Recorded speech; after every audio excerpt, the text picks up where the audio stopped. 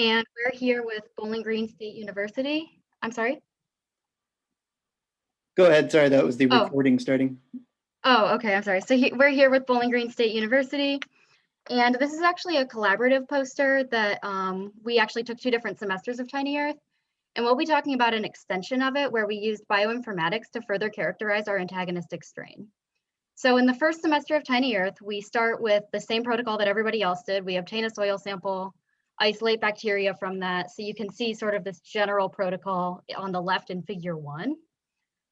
We perform the same antagonistic assays, and then instead of trying to isolate the compound that's producing that antibiotic, we actually do something called transposon mutagenesis. So this is just taking some E. coli donor strains, inserting a transposon into our wild type strain, and then screening for what are called loss of inhibition mutants or loss of that antagonistic phenotype. So that's again on the far left. We're now looking at figure 2. And this loss of antagonistic phenotype is basically indicating that the transposon is inserted into some region that's involved in that antagonistic activity or in that antibiotic production. So following the first semester of Tiny Earth, we then move into doing arbitrary PCR and whole genome sequencing of our wild type strain. We then align those in NCBI BLAST, and this allows us to pinpoint these gene clusters that are directly involved in the antagonistic activity of our strain. So Rachel will then tell you a little bit more about our second semester where we're doing some of these bioinformatics techniques. Okay, yeah, so moving into the second semester for the undergraduate students, following that alignment using the NCBI BLAST, we're able to determine the exact insertion location of the transposon compared to the wild type genome. So knowing these locations, we can go to JGIMG, where we previously had our strain S5D5 annotated, and look at the specific genes at those insertion regions, as well as the potential gene products. So looking at figure 4, which is right in the middle of the poster, it shows the DNA scaffold of S5D5 and then the 5 insertion sites that are shown with the orange arrows. So we identified 2 biosynthetic gene clusters within that specific strain, and those insertions are seen in 2 separate gene clusters, which are then detailed in table 2. So moving on to figure 2, the insertion sites are detailed in figure 2, which is on the far right side. And it can be viewed that the 2 main gene clusters that are shown in figure 4, which are in red outline, are both producing NRPSs. And this is important for the goal of novel antibiotic discovery because NRPSs are typically secondary metabolites, which can be possible novel antibiotic compounds. And most antibiotics are produced by NRPSs. So what's really cool about these insertion locations is that all 5 of the LOI mutants had transposon insertions in one of these 2 biosynthetic gene clusters. So this is notable because both gene clusters produce a secondary metabolite, which could be an antibiotic compound. And the fact that the insertion knocked out killing in multiple different mutants emphasizes the involvement of these gene clusters in the inhibition of the escape pathogen, Pseudomonas aeruginosa. So we also learned how to use these bioinformatic tools that we continue to use as we work in our graduate career at Bowling Green State University.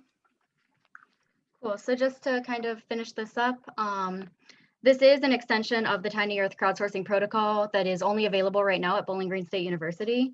But through it, it really did teach us a lot, and it did influence both of us to continue our science career by going to graduate school. And we're actually both still at Bowling Green pursuing master's degrees in the microbiology field. So we can go ahead and do questions if anybody has any. I'll let any questions come into the chat if they arise. But so are you, what year are you both? Yeah, so I'm in my second year of a master's degree. Okay. And I'm in my first year. Okay. Oh, that's cool. That's great. I'm also an Ohioan, by the way. So. All right. Yeah. Enid just says, great work. Yeah, I agree. This is very impressive stuff. Could you talk a little bit more about, so for not everyone, I would imagine knows NRPS, what that acronym stands for. Could you just, one of you speak a little bit to what we mean? Yeah, I can go ahead and take that. So NRPS stands for non-ribosomal peptide synthetase. They're typically produced by these large biosynthetic gene clusters. So if you're familiar with like what an operon is, it's basically this large section of genes that's producing some protein product. In the case of NRPSs, we find that many antibiotics are these compounds. And because they're these secondary metabolites that are basically proteins not necessary for bacterial life, we find that a lot of times if we find these structures, they can be antibiotics and they may be novel. So. Yeah, fantastic. Thank you for that. I don't know how much, we should probably move on to the next presenter, but I have more questions. Maybe I'll email you offline. Thank you for that presentation. Yeah, thanks. Up next, we have Joanna Young, when you are ready. All right. Hi. Yeah, thank you. So Sorry, my name's Joanna Young. I am from Green Bay, Wisconsin. this is my poster. Oh.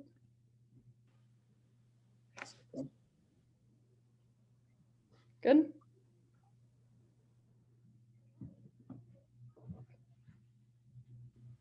Go ahead, Joanna. Okay, sorry. I saw a screen switch. Okay, like I said, from Green Bay, I go to University of Wisconsin, Green Bay. I'm studying human biology. And this semester, I had the privilege of studying microorganisms found in a soil sample gathered from my childhood home in Pulaski, Wisconsin.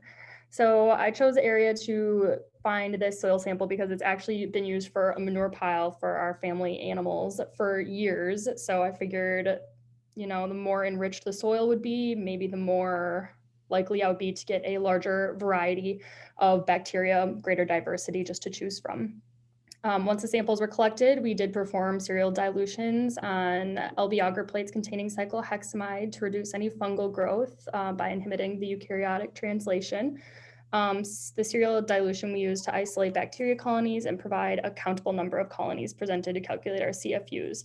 I got 4.2 times 10 to the 5 CFUs, so pretty good.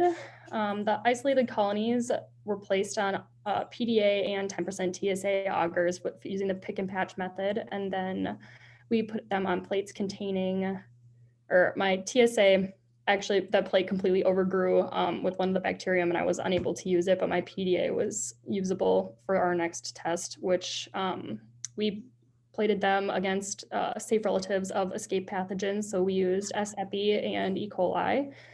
And I was lucky enough to have 5 samples. So this semester kept me pretty busy testing everything on those 5 samples.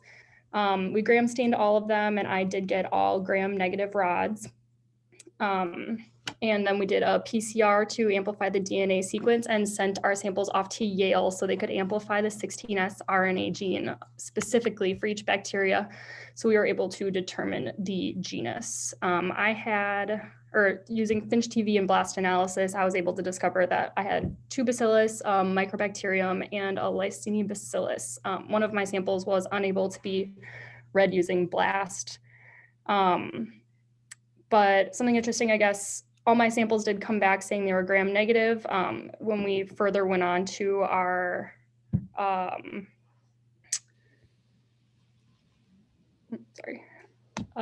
onto our biochemical characterization, one of my tests did show that I had growth on a McConkey agar, which shouldn't happen for gram negatives, but I did actually have to miss 2 labs due to COVID. And I was unable to streak for purity. So I kind of was just going through the semester hoping that everything was as pure as it could have been.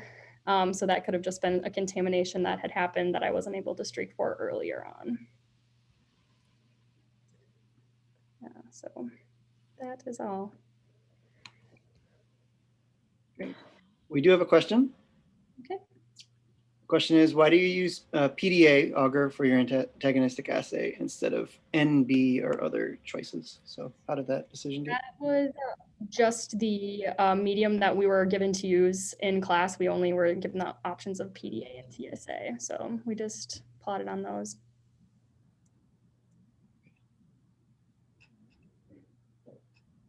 Awesome.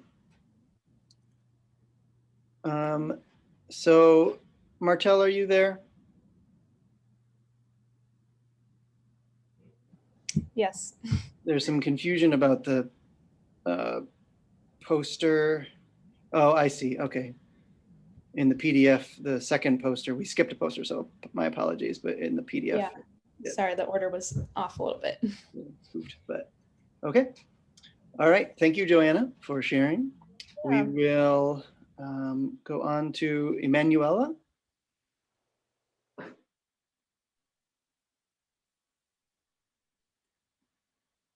I'm here. Great. All right, you may start. Hello, I'm Emanuela Panico. I'm the graduate student of biology from the University of Naples, Federico II, Italy. I am pleased to be here presenting my work entitled Fire Microbes Antimicrobial Screening of Soil from Land of Fires. Thanks to Tanya, I understood how is important the exploration of the environmental is for the microbial is for the production of new antibiotics.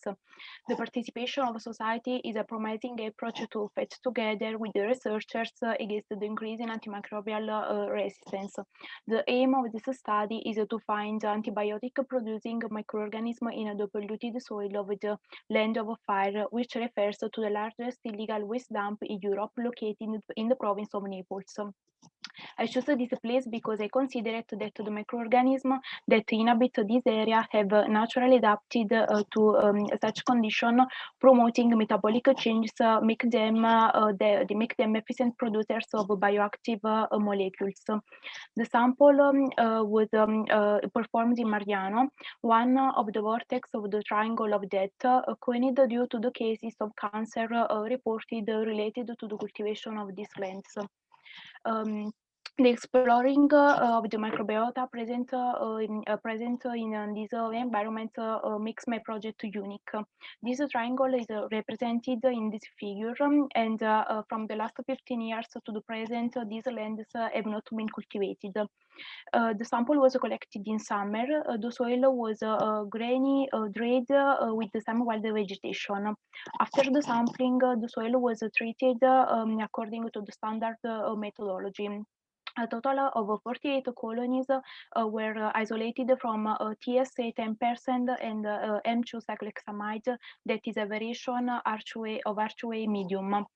After the colonies were selected and were screened against two safe microorganisms, gram-positive Staphylococcus epidermidis and gram-negative Pseudomonas putida. The active strains were tested against attenuated human pathogens in the researchers' laboratory, identifying that the strain EP13 inhibits the growth of Staphylococcus aureus. According to the 16S RNA gene sequencing, the strain EP13 was identified as Breundimanas diminuta 1997%. The genus Breundimanas is ubiquitous in the environment. However, the species however, the species was pathogenic opportunistic in hospital, but in this study, this environmental strain EP13 is an antimicrobial producer. Searching the NCBI, the completed genome available of Breundimanas diminuta was obtained and later analyzed using anti-smash web tool for the detection and identification of biosynthetic gene cluster related to the production of secondary metabolites. This is a tool that I find interesting and very useful in the methodology because it can explain that the inhibition observed in the laboratory could be the result of the expression of any of these predicted genes. The genome meaning of Breundimanas diminuta shows the presence of 7 biosynthetic gene clusters, of which 6 do not match with any known molecule in the database, but one shows a 40% of similarity with the fuscacellin. Based on these results, it is considered that the strain isolated EP13 can be chemically studied in order to identify the molecule responsible for the activity. This cardiative known, and this is the direction of the project.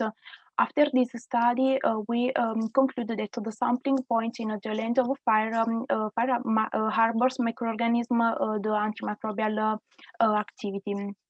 About the COVID has not impact in our course because we complete all 4 laboratory session programmed in the summer school. Thanks for your attention. Terrific. Impressive work. Question, what was your favorite part of the project? The sampling.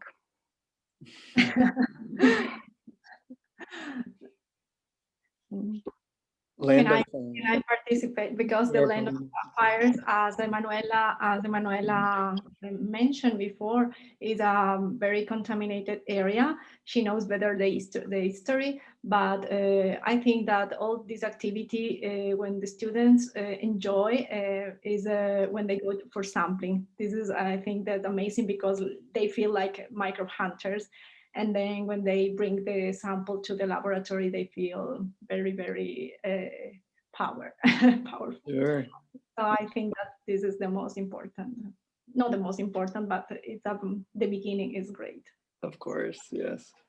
So it is, you say it's in an illegal waste dump, this area? I will be more. I prefer to be discreet with the topic because it is related with the mafias, something like that. With the if you find in the Google, you can find look about land on fires and refers to the problem with the trash from the north that deposit in the south. So during these years, these lands are, well, not these years, during these 15 years are not anymore cultivated, but before, yes, and now all these residues are still there inside. And as you can hear to Emanuela, there are many microorganisms that were isolated from this soil that belongs to pathogenic bacteria to the clinical hospitals as Brevindomonas diminuta. I am not sure if inside there are a lot of residues of clinical residues of from the hospitals. I am not sure, but some people say if you cave 1 meter more or less, you can find a syringe or something like that. But for me, is very interesting. Maybe a metagenomics study of soils. It could be interesting to understand and to go deep to the problem. Right, perfect. Definitely worth looking. Very interesting area. All right, Manuela, thank you for sharing. We have to go on to the next presenter, which is Nathaniel. Alrighty, hello everybody. I'd like to start off by saying thank you guys for joining today. This project has been a great opportunity and I'm thankful to get to share it with you guys. So my name is Nathaniel Disher. I'm a 5th year student at UW Green Bay.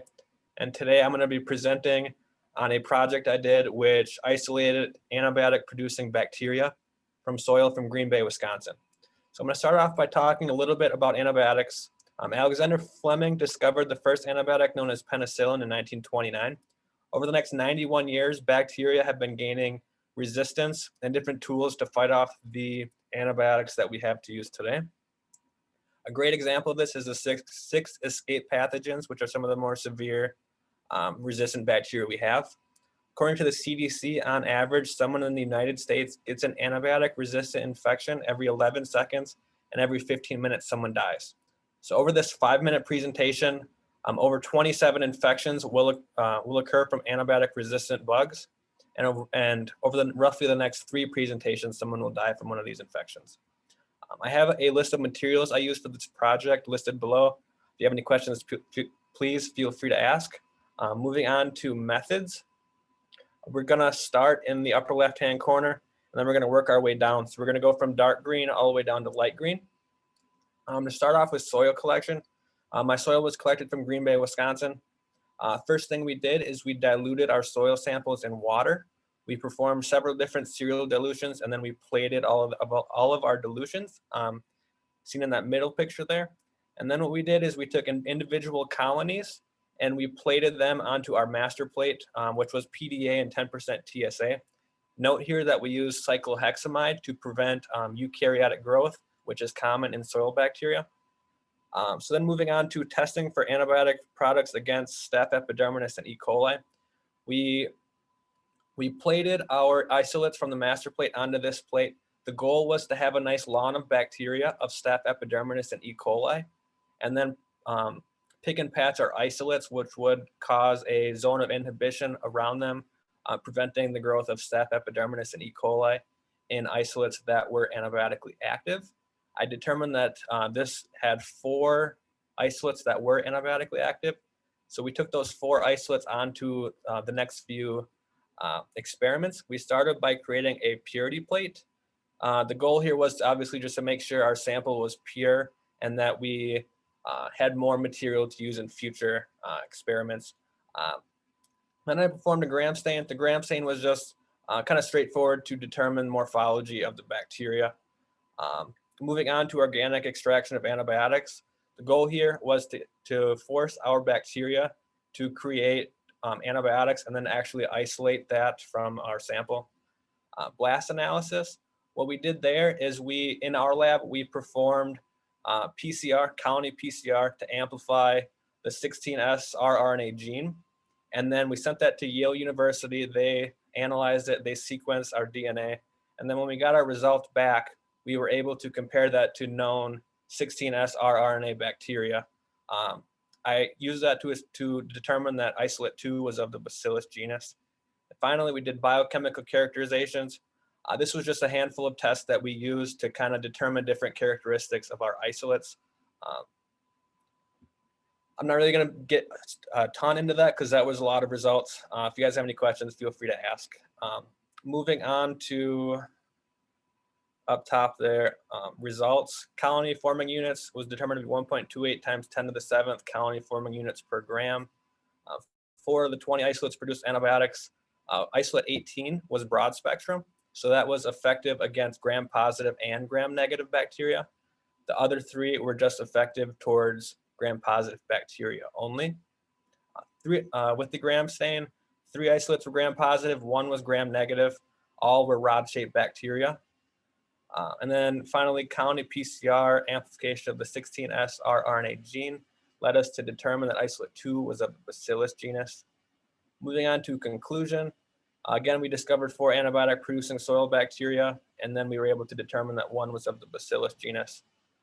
Acknowledgements, Dr. Merkel, Mark Damey. I received a lot of help on this project. I'm very thankful for everyone that was able to help me. And of course, UW Green Bay and Tiny Earth for materials and funding required. And with that, I'd like to thank you guys one last time and open it up for questions. Very cool. Thanks, Nathaniel. We do have a question. Okay. What future experiments would you like to perform with the Bacillus isolate? I don't know if there was a specific. So what we did is with the organic extraction of antibiotics, the goal was to actually isolate that individual antibiotic and to test it against different escape pathogen relatives. Kind of just changing some of the procedures with that. I didn't really get great results because of separating the antibiotic from the sample. That's something you could do. And of course, obviously testing more soil samples to get a better probability of results. We have, if you can answer them quickly, we have a couple other. Yeah. So what was the temperature of the soil when you sampled and the weather that day? So conditions? It was cloudy and it was roughly mid-50s. So it was a cooler day for that time of the year. It was in the fall. Great. And then finally, how do you force the ABX production in chemical extracts? So a lot of that is just the media that we use. We use 10% TSA, which is minimal media. So this basically starving of the bacteria caused them to produce the antibiotics. So it's all in the media. All right, great. We have to move on, but thank you, Nathaniel. It's great. Thank you, guys. Tasha, you are up next. Can everyone hear me okay? Okay. All right. So hi, everybody. Thank you for joining in. I'm Tasha, and I am at the University of Wisconsin-Green Bay, also looking at soil antibiotic resistance. I chose the University of Wisconsin-Green Bay Arboretum Trail. You can see here in the soil collection area.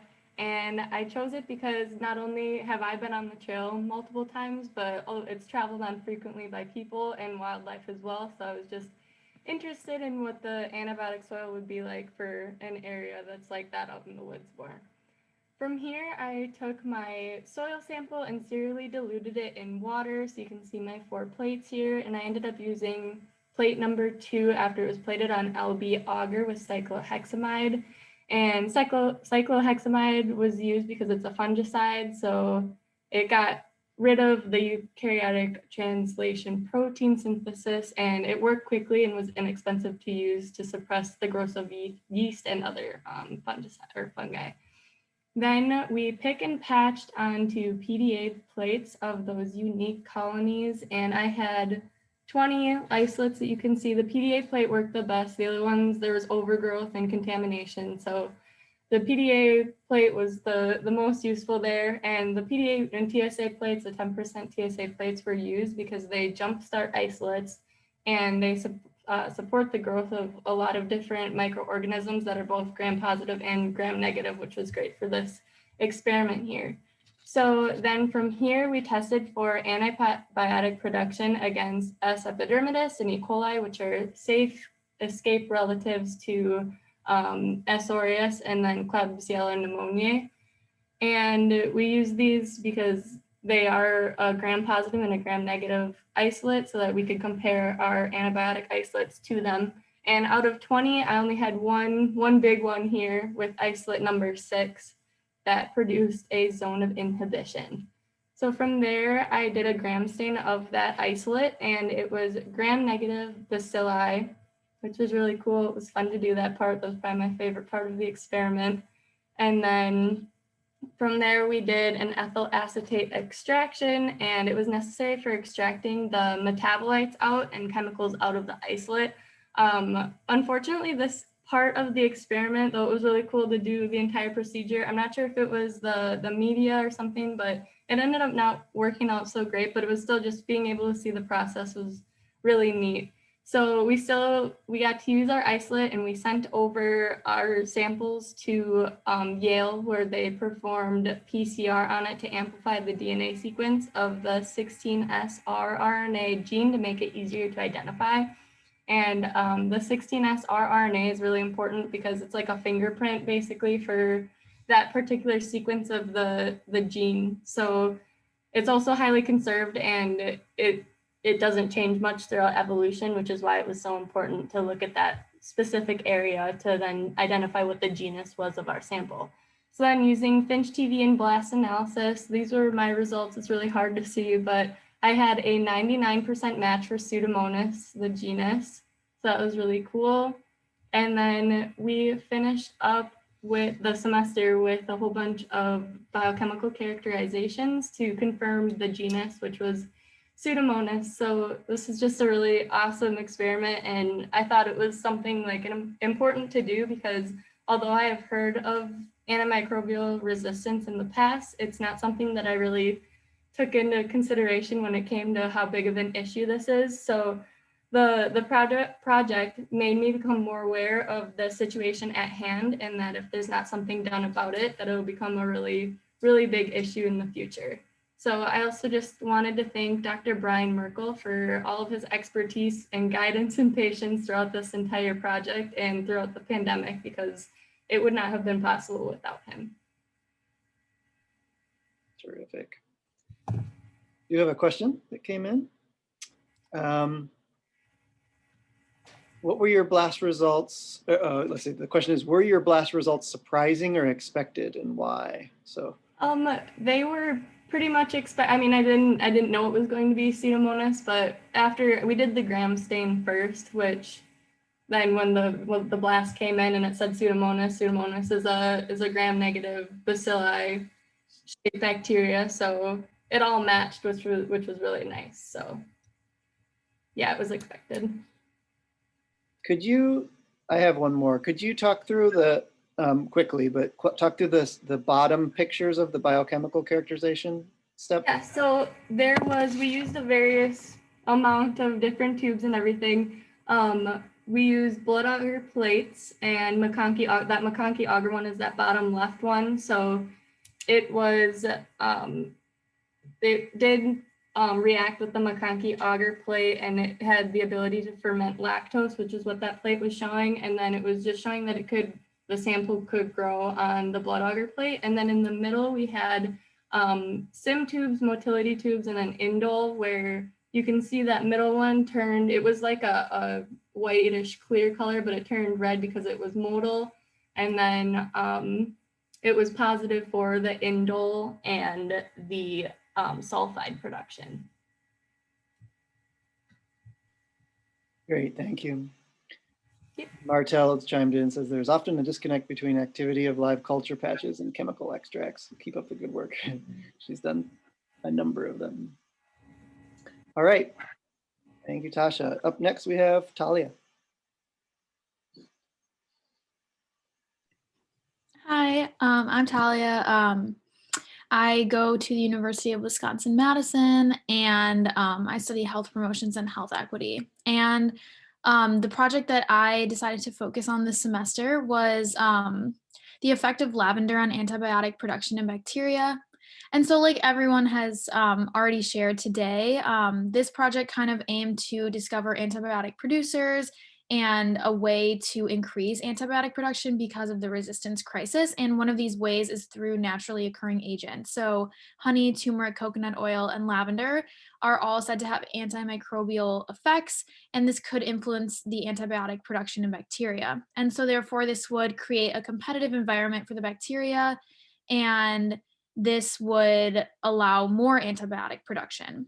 And this was supported by the competition hypothesis, which states that antibiotic production is an adaptation for the inhibition of competitors. And so my study specifically investigated whether lavender had a positive effect on antibiotic production in soil bacteria. And I hypothesized that because lavender has antimicrobial properties, this would result in only some of the bacteria surviving, which would increase antibiotic production in such a competitive environment.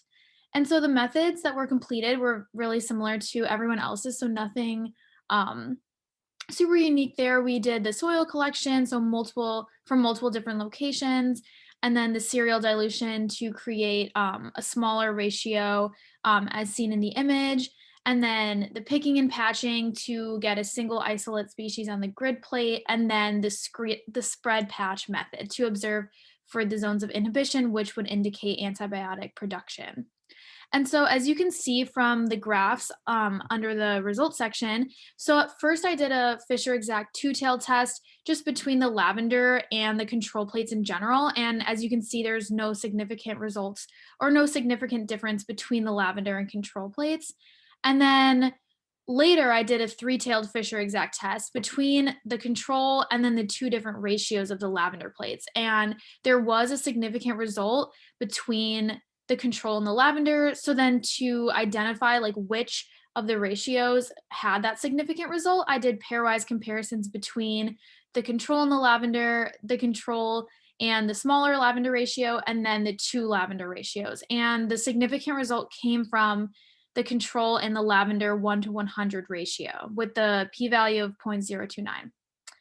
And so going on to the discussion section. So although the hypothesis of this experiment was not completely supported, it was found that lavender does have antimicrobial properties, which did create a competitive environment for the bacteria. And so there was this selective environment that resulted in fewer species of bacteria, which kind of decreased the variability amongst the bacteria and then the likelihood for them to be antibiotic producers. And so this would indicate that in the 1:100 ratio, because it was such a small ratio of lavender, there was less competition for the bacteria, and then this would result in more producers. And because the ratio is so similar to the control, and then similarly in the 1:10 ratio of lavender, this resulted in the death of more bacteria, which would produce less antibiotic producers. But there were several limitations to the study that should be acknowledged. So this might have been the multiple locations that the soil was collected, and then within the methods, if the same exact volume of the escape pathogen wasn't spread, this could have influenced the results, because if one plate had more of the escape relative, then more zones of inhibition may have appeared. And so while the results of the study found no relationship between lavender and antibiotic production, it was found that lavender does have a well-documented relationship with antimicrobial activity. And so this could be very important to indicate that lavender and other naturally occurring agents could be used as antimicrobial agents against harmful bacteria. And this could prevent the spread of infections as a more natural alternative to traditional antibiotics. And so lavender is capable of treating infections that are resistant to bacteria. So some future studies in this area could also further investigate more ratios of lavender to see if maybe a smaller ratio could even have more antibiotic producers. And lavender could also be compared to other naturally occurring agents to see if they have maybe a more significant correlation with antibiotic production. And finally, the method of comparing antibiotic production in soil samples could also be useful for medical research to discover more antibiotics. And then for my acknowledgements, I just want to thank Dr. Polterick, who was my mentor in Tiny Earth at the University of Wisconsin-Madison, and then my peer reviewer for my paper, and then the Wisconsin Institute of Discovery and the Wisconsin Alumni Research Foundation that helped with the funding for our project. Great, thank you, Talia. So there were a couple questions. They're related, and I can kind of reformulate this a little bit. So the one question was, how were you using lavender? Is how was the lavender treatment done? Was it in the form of essential oil? How much? And then into the media before or after autoclaving? And it was autoclaved in this case. But then take that into the second question, which is, have you thought about isolating bacteria straight from the lavender samples itself, say without autoclaving?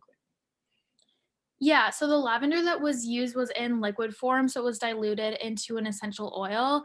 But that was one of the limitations that I did discuss in my paper. And then an area for future study would be to possibly investigate the bacteria that were like actually living among the lavender or like within other naturally occurring agents in like agricultural areas.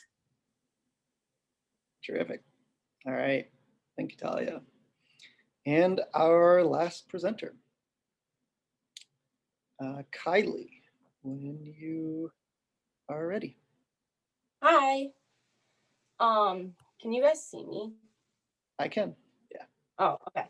Well, I'm Kylie. I'm a senior at University Green Bay in Brian Merkel's advanced microbiology class.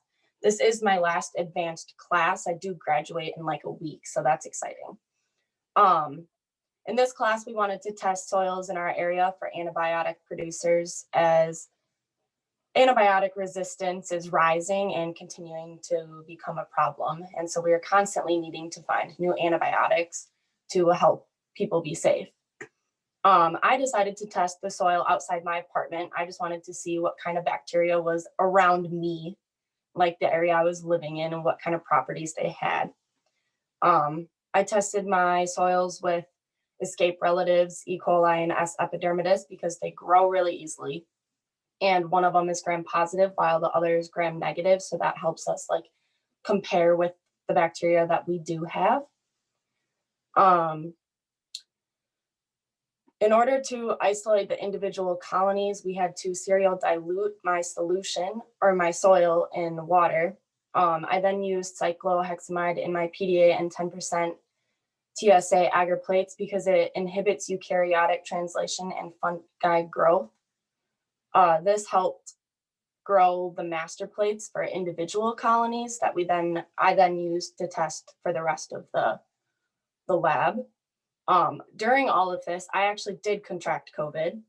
I was out for 2 weeks, so I had to make up a lot of that time and email Professor Merkel, which he helped me out a lot, and I had to go in a couple times a week just to catch up. So a lot of my stuff I wasn't doing the same as everyone else in class. Made it a little difficult, but we got through it.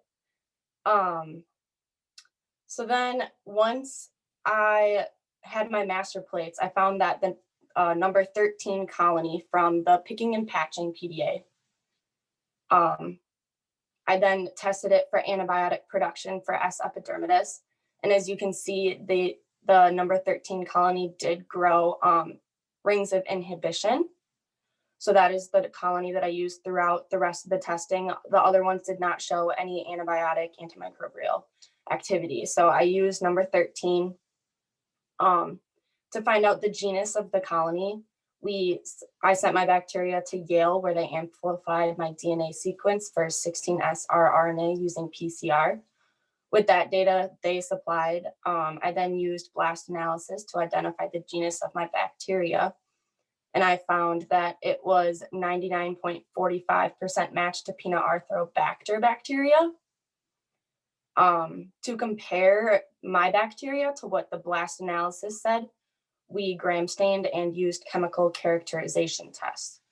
So as you can see in the gram stain, you can see that this bacteria is gram positive and rod shaped. I then used a blood agar plate test, and this showed that my bacteria did display beta hemolysis, which means the bacteria has the ability to damage red blood cells. The Conkey agar plate test showed that this bacteria cannot ferment lactose, which makes sense and did help because gram-negative bacteria should not, or gram-positive bacteria should not grow on these plates. And mine did come out gram-positive, so it makes sense as to why mine did not grow on this plate. The tetrazolium chloride motility test showed that this bacteria was not mobile, so it was non-mobile. You can see the stab site. It did not move from that stab site. It is not mobile. The thioglycolate broth test for aerotolerance bacteria, and it showed that this is aerobic.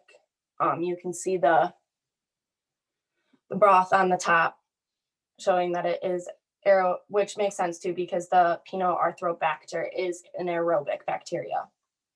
And the SimTube test shows that it is negative for indole production. And the last test we did was the catalase test. This showed that the bacteria is catalase positive.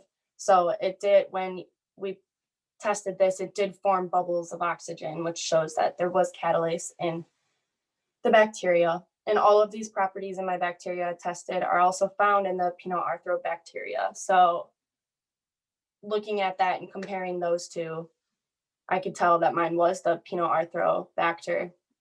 The one thing we are not for sure on is, the species, but as you can tell, both of the percentages are the Pinoarthrobacter. So it is for sure that. And yeah, I would just like to thank Dr. Merkel for helping me out through all of that and finding time out of his day to just help me catch up and make sure I was on track with everyone else. Great. Thank you, Kylie. And thanks for the perseverance despite COVID. You did it. Yeah. And congratulations on graduating too. Thank you. I think we need to, I did want to ask, what was your favorite part of the project? My favorite part, I think all of the chemical characterization tests were pretty cool. Going back that next week and knowing what to look for, but then this is, it looks cool. They're all cool. I love working with things that look cool. So all the tests were like, whoa. Yeah. So it was those actually develop, you can see the properties itself. Right. Yeah, there's an interesting aesthetic quality to doing microbiology research. That's for sure. Mm-hmm.